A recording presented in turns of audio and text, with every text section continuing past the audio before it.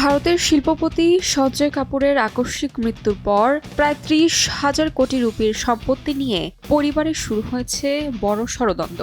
উত্তরাধিকার নিয়ে মুখোমুখি হয়েছেন তার তৃতীয় স্ত্রী প্রিয়া কাপুর, সাবেক স্ত্রী কারিশমা কাপুরের ২ সন্তান এবং সঞ্জয়ের মা। বিষয়টি ইতিমধ্যেই দিল্লি হাইকোর্টে পৌঁছেছে।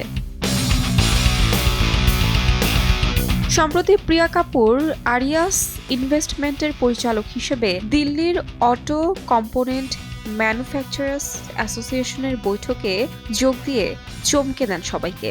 তবে সঞ্জয়ের মা রানী কাপুর ও বোন অভিযোগ করেছেন, প্রিয়া এককভাবে সম্পত্তির নিয়ন্ত্রণ নিয়ে নিয়েছেন এবং পরিবারের অন্য সদস্যদের বঞ্চিত করেছেন।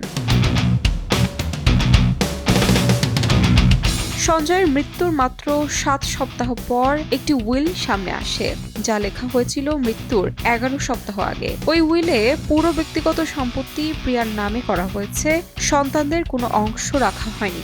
সন্তানদের পক্ষে আইনজীবীর দাবি, উইলটি জাল এবং গোপন রাখা হয়েছে। তবে প্রিয়ার দাবি, সঞ্জয়ের ২ সন্তান ইতিমধ্যেই বাবার সম্পদ থেকে ১,৯০০ কোটি টাকার মালিক হয়েছেন।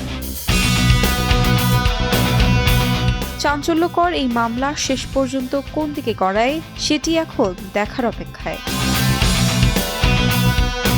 তাহমিনা তন্নি, সময় সংবাদ।